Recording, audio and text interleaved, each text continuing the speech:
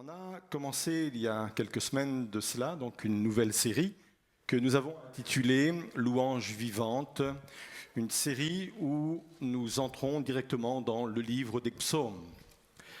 Les rabbins disent qu'il existe un psaume pour toutes les circonstances de la vie. C'est pour cela que, sans doute, c'est l'un des livres préférés des chrétiens, l'un des livres de la Bible préférés des chrétiens. Quelle que soit la situation que vous vivez aujourd'hui, forcément, il y a un psaume qui correspond à cette situation.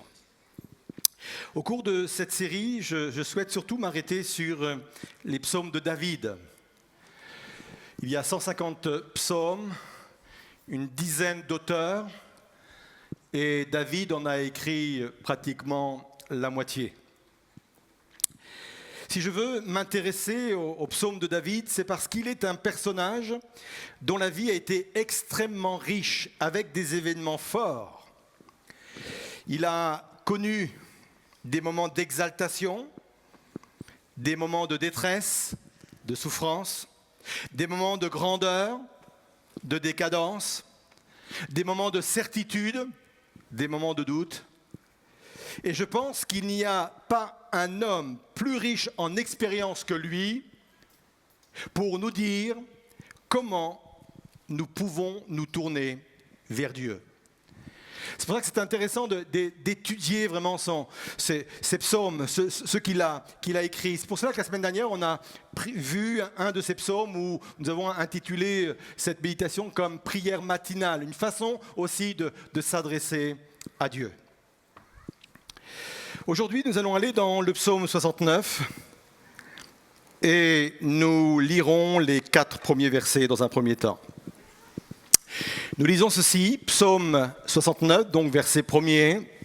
« Ô mon Dieu, sauve-moi. J'ai de l'eau jusqu'au cou, dans une boue profonde. Je m'enlise, sans point d'appui. Me voici descendu au plus profond des eaux. Un fort courant m'emporte. Je m'épuise à crier, mon gosier est brûlant. Mes yeux se sont usés à attendre mon Dieu. » On va s'arrêter là dans un premier temps. Le titre de mon message aujourd'hui est le suivant: Garder la tête hors de l'eau. Ô mon Dieu, sauve-moi, j'ai de l'eau jusqu'au cou. D'autres versions disent « Des eaux sont entrées dans mon âme » ou alors « Des eaux m'étouffent, m'empêchent de respirer ». En fin de compte, il est en train de décrire une noyade. Une noyade est provoquée par l'ingestion de liquide qui vient se loger dans les poumons et m'empêche ainsi de respirer. Sauf que dans ce cas présent, ce ne sont pas ses poumons qui se remplissent d'eau et qui l'empêchent de respirer, c'est son âme. Son âme est en train de vivre la noyade. Son âme est en train, littéralement, de se noyer. Et j'aimerais dire ce matin que c'est une situation pernicieuse. Car l'état extérieur ne décrit pas forcément son état intérieur. Je ne suis pas sûr que les proches de David ont remarqué cette détresse. Je ne suis pas sûr que sa propre famille, que les généraux qui étaient autour de lui ont pu remarquer qu'à l'intérieur de lui, David était en train de se noyer. Son âme était en train de se noyer. En cela, c'est pernicieux. David est à l'image de tous ces responsables qui ne peuvent pas flancher. Parce qu'ils savent que ça pourrait en déstabiliser plusieurs.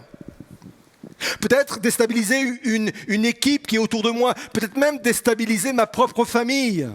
Peut-être déstabiliser mon église. Alors il faut donner l'impression de tenir la barre. Il faut donner l'impression de donner le change. Il faut rassurer. Il faut montrer qu'à l'extérieur tout va bien, mais en réalité, à l'intérieur, je suis en train de couler.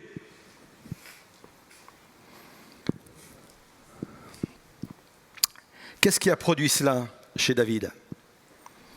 On va aller au verset 20 et 21. « Toi, tu sais comme je subis l'opprobre. Quelle est ma honte et mon ignominie? Ils sont là, devant toi, tous mes persécuteurs. L'opprobre me brise le cœur. Je ne m'en remets pas. J'espère un geste de sympathie en ma faveur. Mais mon attente est vaine. Quelqu'un qui me console, mais je n'en trouve pas. » Et le mot opprobre est revenu à plusieurs reprises. Et l'opprobre, c'est quoi? Ce sont des insultes et des reproches qui conduisent à une condition de honte. En fin de compte, c'est une condition qui me permet de me voir dans une situation la plus détestable possible. Ce n'est plus le fait de faire des erreurs, mais je me considère comme étant une erreur. Et David est vraiment dans ce chemin-là, dans cette conception-là. En fin de compte, il s'est laissé atteindre par les regards, par les paroles et par les reproches des autres. Et peut-être que ce matin, ça parle à plusieurs. Peut-être que des personnes sont en train d'essayer de sauver la face. Peut-être qu'il y a des personnes qui sont là et qui se disent « il faut que je montre autour de moi que je suis encore fort ». Mais ils sont en train de se noyer parce qu'ils ont subi des reproches, ils ont subi des paroles, ils ont subi des regards peut-être d'accusation. Voilà ce qui arrive quand on fonctionne en recherchant constamment l'approbation des autres. Et j'aimerais vous dire que c'est quelque chose qui nous touche plus qu'on le pense. Faire les choses, agir, en ayant quelque part dans la tête l'idée qu'on recherche l'approbation, peut-être d'un parent, peut-être d'un collègue, peut-être d'un responsable, peut-être que d'un pasteur. Et ça vient nous hanter. Et ça nous amène forcément à un moment donné à subir l'opprobre, la honte.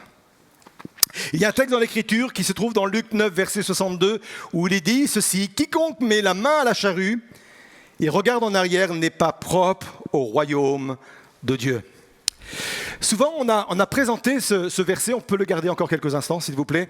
On l'a présenté comme l'idée de, quand on s'engage pour Dieu, il faut arrêter de regretter la vie de derrière. Il faut arrêter de regarder derrière comme si que, peut-être que ça aurait été bien que je reste là-bas, mais il faut s'engager totalement. Et on n'a pas tout à fait tort. Mais je pense que ce verset va beaucoup plus loin.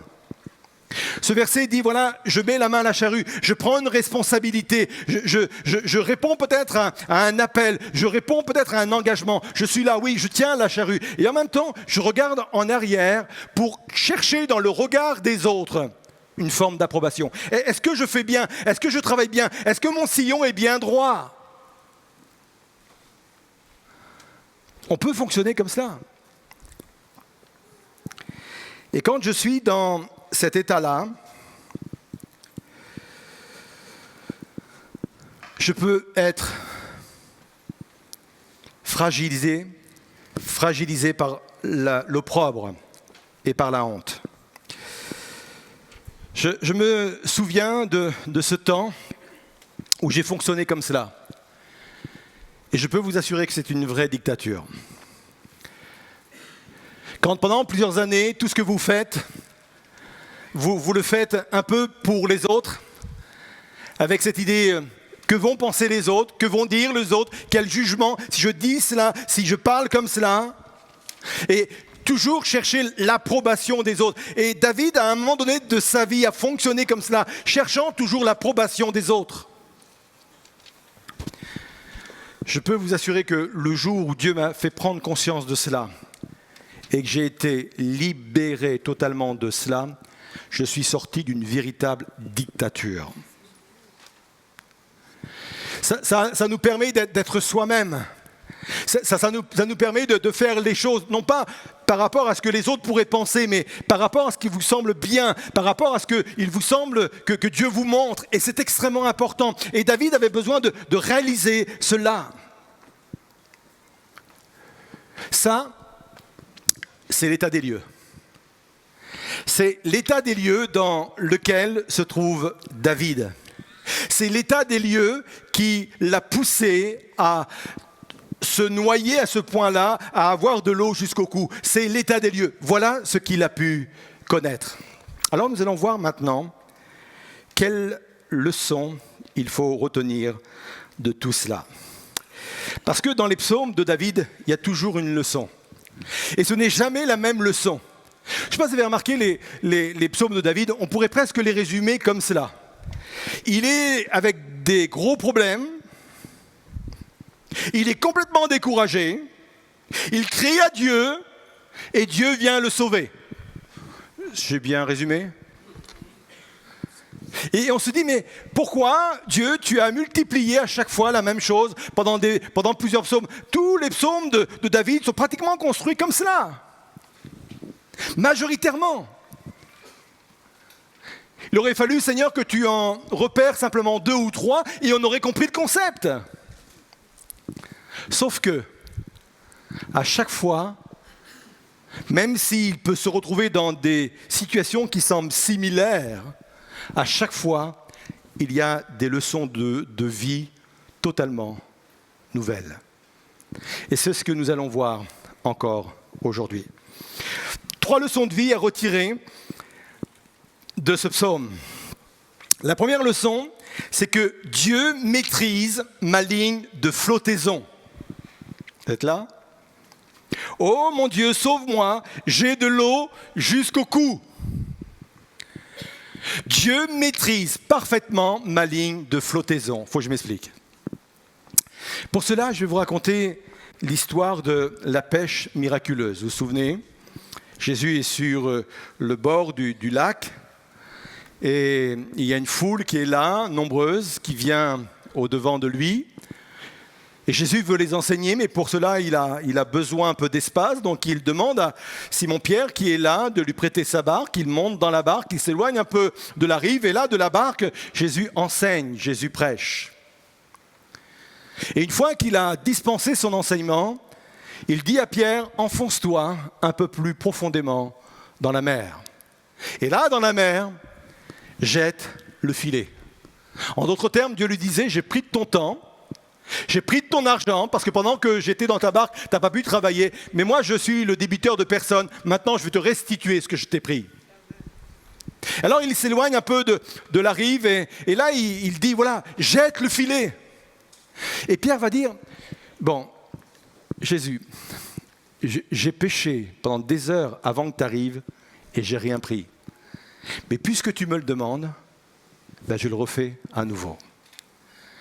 Il va jeter le filet, et là, c'est un amas de poissons qui se trouve dans le filet, au point que le filet était prêt à se rompre, prêt uniquement à se rompre.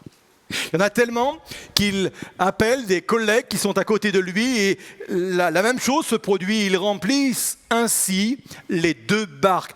Et il est dit ceci, c'est important, au point qu'elles commençaient à s'enfoncer. Ils étaient arrivés à un moment critique. Ils étaient vraiment arrivés à un niveau de flottaison qu'ils ne pouvaient pas dépasser, sinon ils allaient couler. Et j'aime l'idée qu'à un poisson près, la barque aurait pu couler.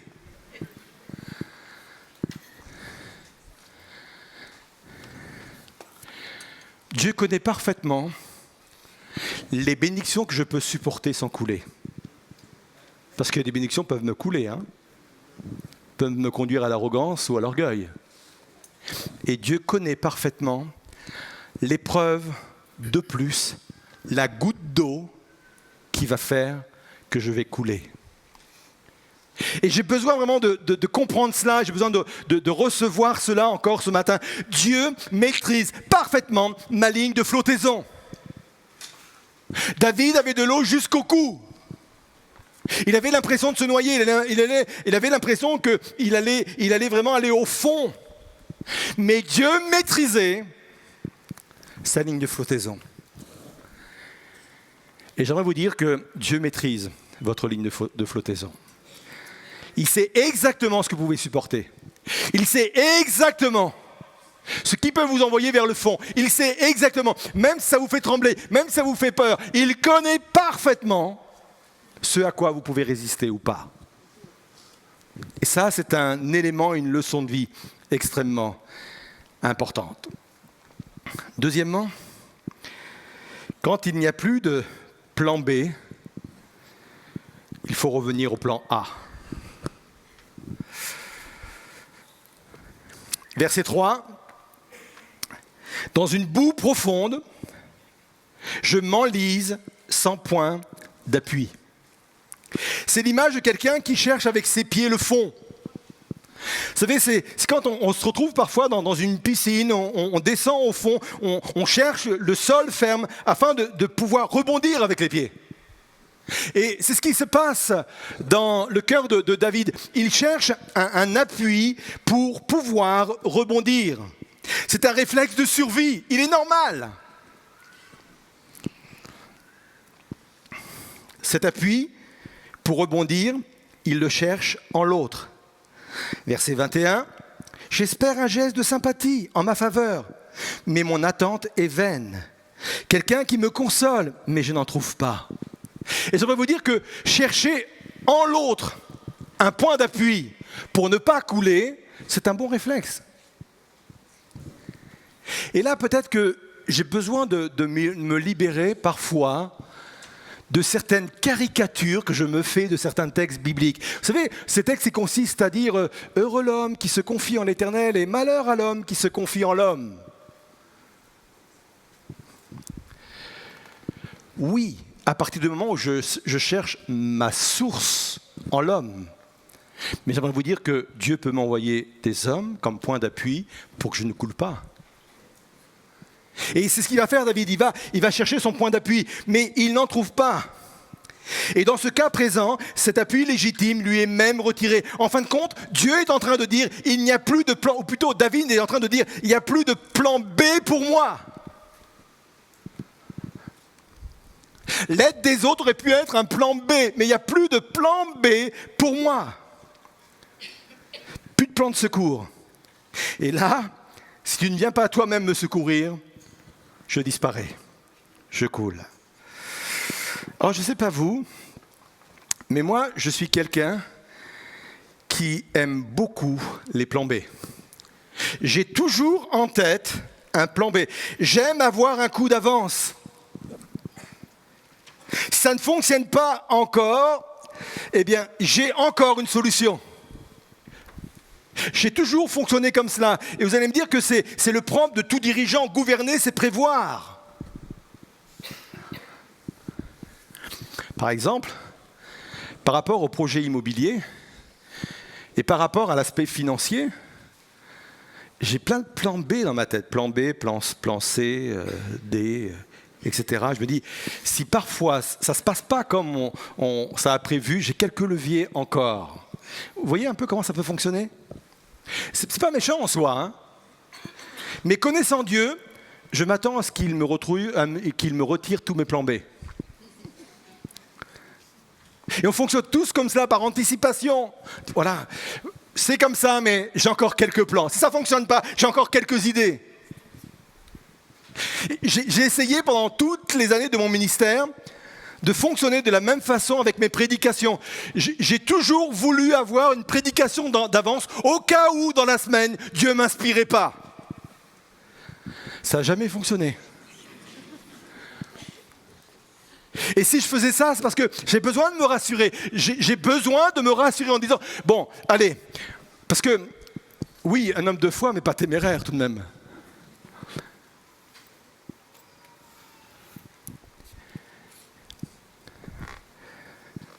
Et il arrive des moments où Dieu nous enlève nos plans B. David, on lui a retiré son plan B. Mais quand il n'y a plus de plan B, il faut revenir au plan A. Et le plan A, c'est le plan d'origine. Et à l'origine, nous avons été créés pour dépendre de Dieu. Le plan A, c'est uniquement dépendre de Dieu, rien que de Dieu. Ça vous parle ? Oui, Seigneur, mais si parfois j'avais un petit plan B quand même, rien.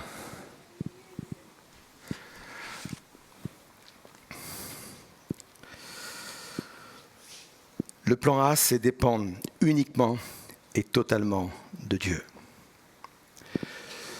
En quoi cette situation est intéressante pour nous ? Tout d'abord, ça nous fait entrer dans une nouvelle relation avec Dieu. Et c'est ce que Dieu recherchait avec David. Il voulait que David ait une relation privilégiée avec lui. Donc, quand on n'a plus qu'un plan A qui fonctionne, ça vient m'amener à vivre une nouvelle relation avec Dieu. Ça nous conduit également vers une nouvelle dimension dans le surnaturel de Dieu. Et c'est ce qu'il a fait avec le peuple d'Israël. Dieu a toujours voulu le conduire dans le désert avec un seul plan qui était le plan de Dieu, le plan A. Il ne leur a jamais donné la possibilité d'avoir d'autres plans, un plan B, un plan C, un plan... Peu importe, à chaque fois, c'était un plan A. C'est pour ça que quand ils ont quitté l'Égypte, la mer s'est refermée derrière eux. C'est comme si que le pont avait été brûlé derrière. Alors, ils ont déjà pensé à plusieurs reprises revenir, mais c'était impossible. Et Dieu avait créé un tel niveau de détestation chez les Égyptiens qu'il leur était même impossible de revenir vers eux. Non, tu n'as plus de plan B. Hein. Tu vas dans le désert, mais tu n'as plus la possibilité de revenir. C'est juste plan A. Et encore, il aurait pu les faire passer, parce qu'il y a un texte qui en parle, par le chemin côtier. Et là, au chemin côtier, il aurait pu dépendre de la pêche pour manger, par exemple. Ou il aurait pu dépendre de tout ce qui pousse sur le bord de la mer. Mais là, il les fait traverser en plein désert. Il n'y a qu'un plan, le plan A. Tu veux manger ? Dépends de moi. La manne, l'écaille. Tu veux boire ? Dépends de moi. Le rocher. Tu veux être guéri ? Dépends de moi. C'est pour ça qu'il est dit dans cette partie-là du livre, « Je suis l'Éternel qui te guérit ». Et Dieu nous retire comme cela régulièrement nos plans B. Et peut-être que c'est quelqu'un qui est là, qui se dit, mais si tu n'interviens pas dans mon entreprise, si tu n'interviens pas dans ma famille, si tu n'interviens pas dans ma situation, je n'ai pas d'autre plan, Seigneur.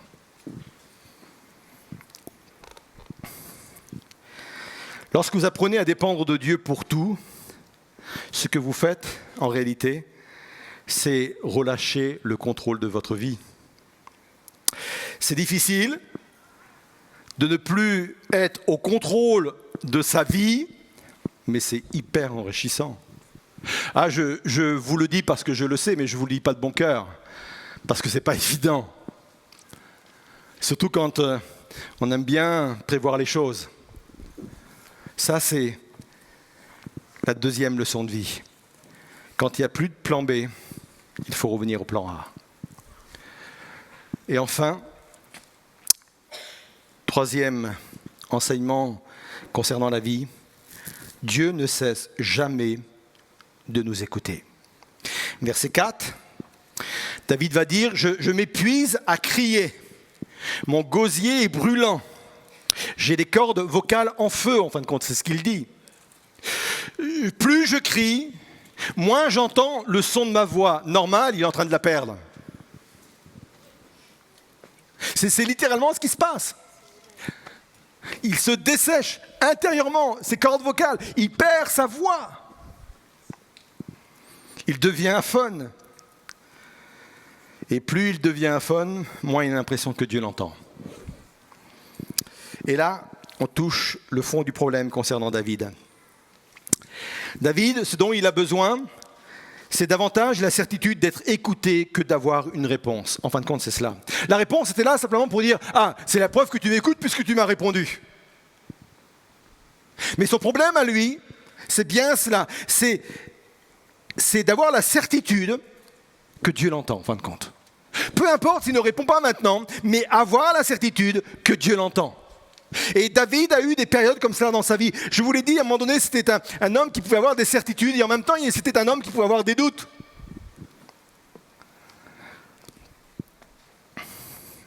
Et ça l'angoisse de ne pas savoir si Dieu l'entend. Ça le met en détresse. Verset 18, « Ne te détourne plus de moi, ton serviteur. Je suis dans la détresse, mais réponds-moi sans tarder. Donne-moi un signe. Montre-moi qui a bien reçu ma demande. » Le nombre de fois où David a formulé cette prière, écoute-moi, vous pourrez le regarder dans les psaumes. Écoute ma voix, réponds-moi régulièrement. Ce dont nous avons besoin pour sortir de là, c'est 3 choses. Si vous êtes dans cet état où vous avez l'impression que Dieu ne vous écoute pas, ou vous ne savez pas si Dieu vous écoute, il y a 3 choses pour sortir de cela. La première, une démarche d'introspection. Psaume 69, verset 6. « Ô Dieu, tu sais, comme j'ai été insensé et mes actes coupables ne te sont pas cachés. » En fin de compte, David admet qu'il a pu faire des erreurs. Et ça, c'est une bonne démarche. Il admet que peut-être qu'il n'entend pas, que Dieu ne l'entend pas, parce que peut-être qu'il a des choses à remettre de niveau. Il doit se remettre en cause. Ça fait penser à ce texte d'Ésaïe où il dit que non, l'oreille de l'Éternel n'est pas trop dure pour entendre, mais ce sont vos péchés qui mettent une séparation entre vous et Dieu. Et ça peut arriver. Et je pense que tout réflexe, quand on a l'impression que Dieu ne nous écoute pas, le premier réflexe, c'est de dire, est-ce que ça vient de moi ? Sans rester bloqué à ce stade-là. Parce que vous avez des gens qui passent leur vie en cherchant ce qu'ils ont pu bien faire pour avoir cette impression que Dieu ne les écoute pas. À un moment donné, il faut saisir par la foi le pardon des péchés. À un moment donné, il faut être libéré de la conscience, comme on l'a dit ce matin en introduction.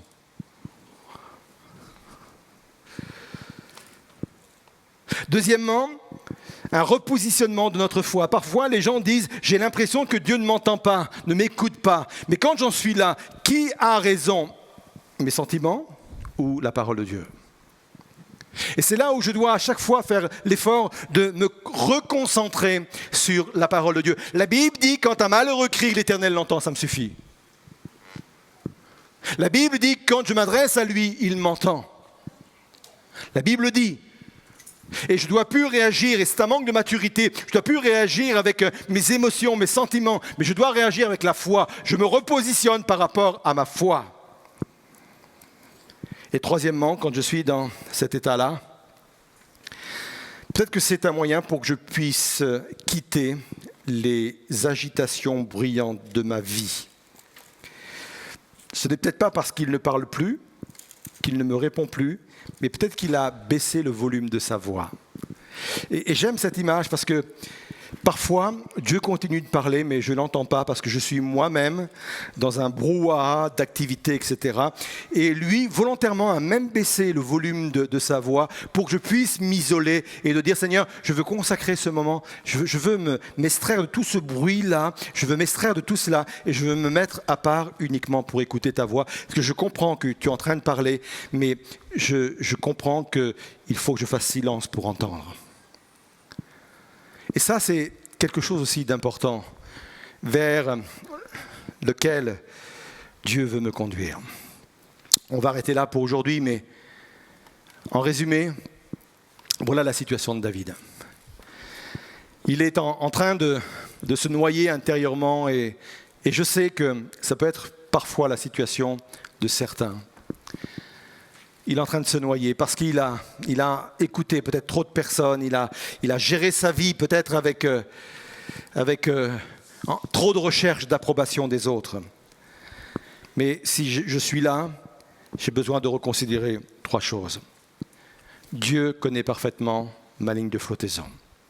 Il sait ce que je peux supporter et ce que je ne peux pas supporter.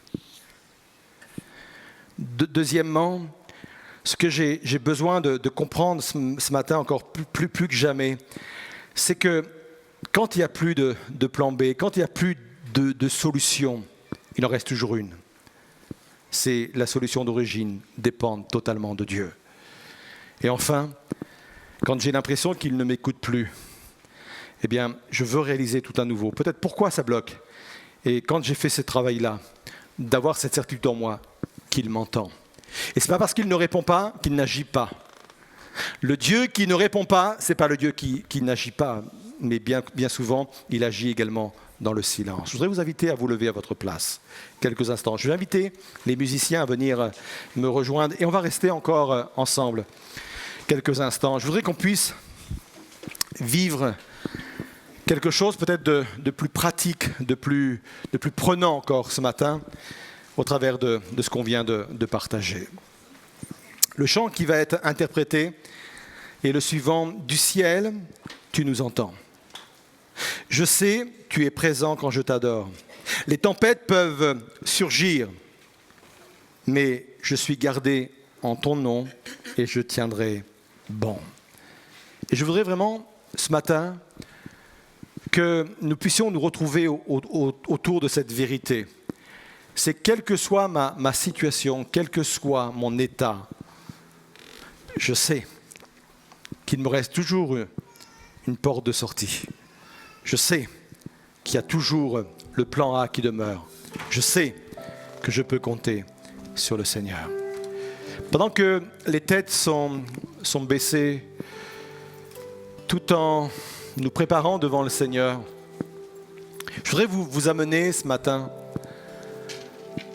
à vivre la réalité de ce que nous venons partager. Peut-être y a-t-il dans ce lieu des personnes qui se trouvent dans cet épisode de vie qu'a pu connaître David. Je le disais en introduction, il y a un psaume pour chaque situation dans lesquelles je peux me retrouver.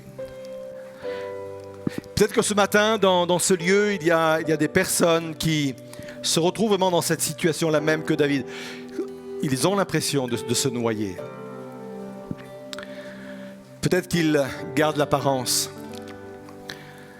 parce qu'ils ne veulent pas décevoir autour d'eux. Peut-être qu'ils gardent l'apparence parce qu'ils ne veulent pas déstabiliser.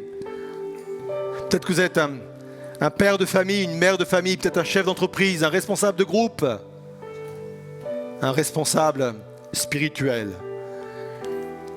Et vous vous dites au fond de vous-même, mais si je montre ce qu'il y a à l'intérieur, je risque de déstabiliser à l'extérieur. C'est ce que David vivait. S'il y a des personnes qui se trouvent dans cette situation ce matin, j'aimerais leur donner la possibilité de prendre et de saisir par la foi que si cette situation t'échappe, elle n'échappe pas à Dieu. Si tu as l'impression que tu vas couler, Dieu connaît parfaitement ta ligne de flottaison. Il la connaît parfaitement. Toi, tu as l'impression que tu vas couler, tu as l'impression que tu ne vas pas t'en sortir. Tu ne vas pas sortir la tête de l'eau, mais Dieu connaît parfaitement ce que tu peux subir. Peut-être que tu te dis, j'ai plus de porte de sortie, j'ai tout essayé, j'ai utilisé tous mes autres plans. Et si c'est le cas, il en reste un. Il demeure. Dès l'origine des temps, ce plan demeure. Nous avons été créés pour dépendre de Dieu. Et Dieu se propose encore que tu dépendes de lui. Arrête de douter que tu n'es pas comme les autres, te dire que tu n'es pas comme les autres et de douter que Dieu puisse t'écouter et t'entendre.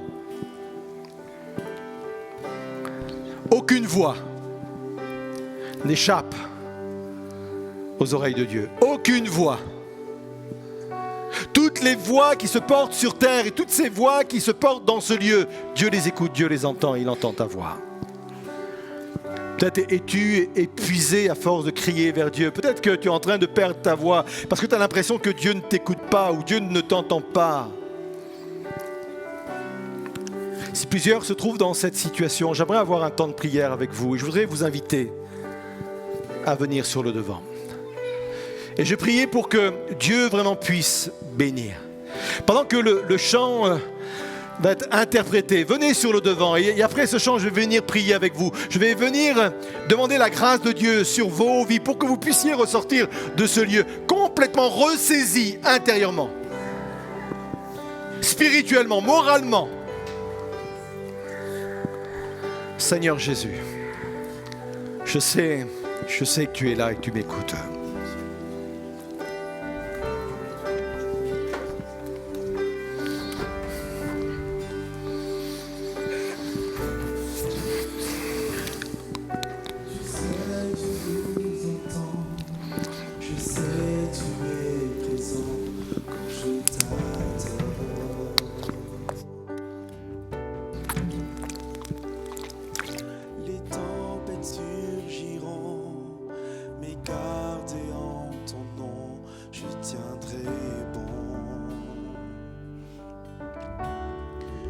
Je lève mes mains vers les cieux, à toi je m'abandonne. Je redis à mon âme que tu es Seigneur. Bien que les mers se déchaînent, d'un mot tu les apaises. Tu es mon refuge, tu es au contrôle.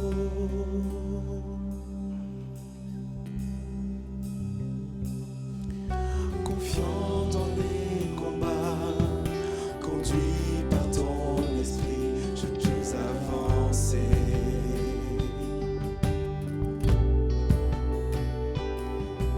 Tu marches devant moi, Seigneur, viens me parler, j'ai besoin de toi. Je lève mes mains vers les cieux, à toi je m'abandonne. Je redis à mon âme que tu es Seigneur. Bien que les mers se déchaînent, d'un mot tu les apaises. Tu es mon refuge, tu es au con. Je lève mes mains vers les cieux. À toi je m'abandonne. Je redis à mon âme que tu es Seigneur. Bien que les mers se déchaînent, d'un mot tu les apaises. Tu es mon refuge, tu es au dernière fois. Je lève mes mains vers les cieux. À toi je m'abandonne. Je redis à mon âme que tu es Seigneur. Bien que les mers se déchaînent, d'un mot tu les apaises. Tu es mon refuge, tu es au contrôle. Tu es mon refuge, tu es au contrôle.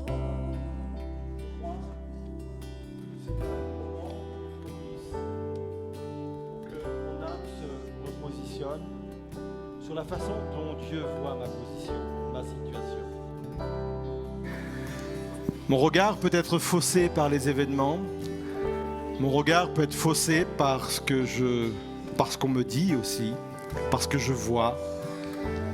Mais Dieu me donne la possibilité de me repositionner par rapport à ce que lui voit de ma situation. Et ce qu'il voit de ta situation, c'est que tu ne peux pas couler. Il maîtrise parfaitement le niveau que tu peux supporter. Tu ne peux pas couler. C'est ce qu'il voit de ta situation. Ce qu'il voit de ta situation, c'est également le fait que même si dans ton esprit, il n'y a plus de plan de secours pour toi, tu as utilisé toutes les aides nécessaires qui étaient à ta disposition, tu as besoin de réaliser qu'il en reste toujours un. Et ce plan, c'est le plan parfait. Ça demande certes un pas de foi. Ça demande un certain abandon. Ça demande de laisser Dieu prendre le contrôle de ma vie. Et ça fait tout drôle parfois quand quelqu'un d'autre prend le volant de ma vie. Mais je le fais avec confiance, Parce que je ne laisse pas ma vie à n'importe qui. Je laisse ma vie à celui qui l'a créée, à celui qui l'a imaginée, à celui qui a établi pour cette même vie un plan d'avenir. J'ai besoin de réaliser que même si aujourd'hui je n'arrive pas à réaliser si Dieu m'entend ou m'entend pas, j'aimerais que vous puissiez réaliser que Dieu est attentif, parfaitement attentif à votre situation. La vérité vient chasser l'obscurité, les ténèbres dans vos pensées.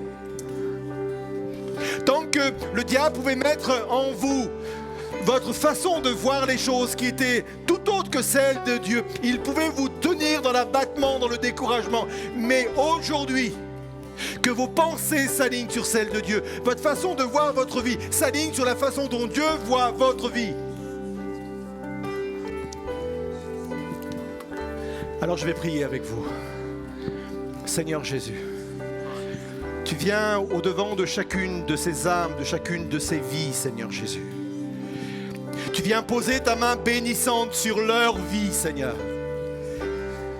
Seigneur, pour David, il y a eu un avant et un après psaume. Il y a eu un avant où il a gémi, où il était découragé, où il pensait qu'il allait couler, où il pensait qu'il allait se noyer. Et il y a eu un moment où il a repris vie, Seigneur. Que ces âmes reprennent vie maintenant, Seigneur. Que ces âmes reprennent l'espérance que tu es seul capable de communiquer et de donner. Tu leur donnes un avenir tel que tu l'as imaginé. Tu leur donnes un avenir tel que tu le vois et tu le regardes, Seigneur. Que personne ne se sente indigne sur le devant d'être entendu, écouté et compris de toi, Seigneur Jésus. Que toute idée qui reviendrait à penser que nous sommes indignes d'être écoutés de toi soit bannie dans le nom de Jésus. Disparaisse dans le nom de Jésus. Je crois à la réalité de la parole de Dieu qui vient sauver, qui vient rassurer, qui vient encourager. Je crois à cette réalité-là, Seigneur Jésus. Alors oui, plus que jamais, je proclame et nous proclamons que le secours vient de toi, Seigneur. Nous proclamons que dans le ciel, il y a quelqu'un qui m'entend. Que dans le ciel, il y a quelqu'un qui m'écoute. J'en ai la certitude, j'en ai la conviction. Oh Jésus.